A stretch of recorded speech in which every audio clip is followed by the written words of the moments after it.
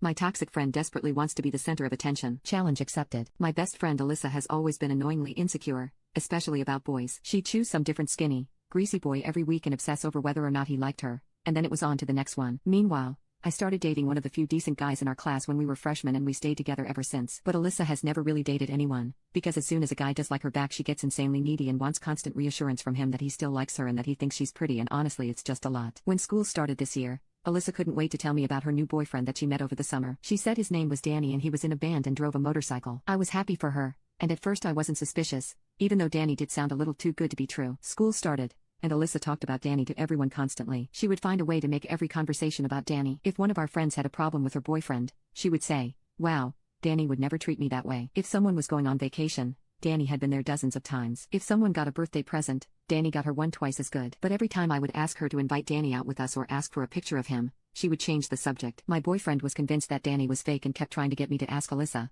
but I just couldn't do it. But one day I was over at Alyssa's house and she started playing with her phone and saying he was texting her, and when she got up to go to the bathroom, I couldn't control myself and I checked her phone. The only recent texts were from me and her mom. So when she came out of the bathroom, I confronted her and said, "I'm your best friend. You know you can tell me anything." She started crying and admitted that Danny was made up. She had met a boy named Danny over the summer who at least kind of met the description of the guy she was talking about, but he was just a guy she hung out with while she was at the beach and nothing had happened between them. She said it had been so hard all these years to watch me have a happy relationship while she was always alone. And I don't know, I kind of felt bad for her. She begged me to keep her secret, and I said I wouldn't tell anyone, but she really needed to end things with Danny fast and stop talking about him so much to everyone. She agreed that she would. But a couple months later, she and Danny were still going strong, and he was still the most perfect and amazing boyfriend. I was honestly kind of over her and her lies at this point and putting a bit of distance between us. But my birthday party was coming up and I wasn't about to uninvite her, since she was my oldest friend. My boyfriend had planned this really amazing party for me, and he even got my sister to come home from college for it, which I was really excited for because I missed her like crazy. Alyssa knew how big a deal the party was to me, but I guess I annoyed her talking about it too much leading up to it,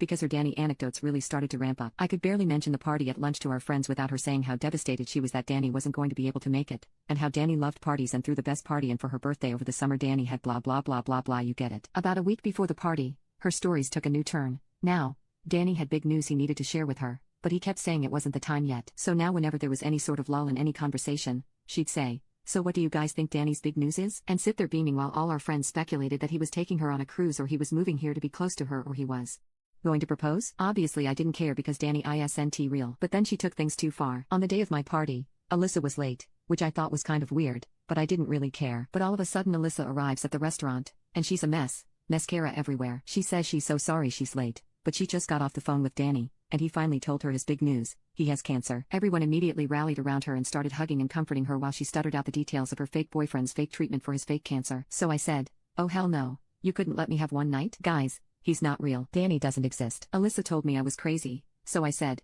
"What's his last name?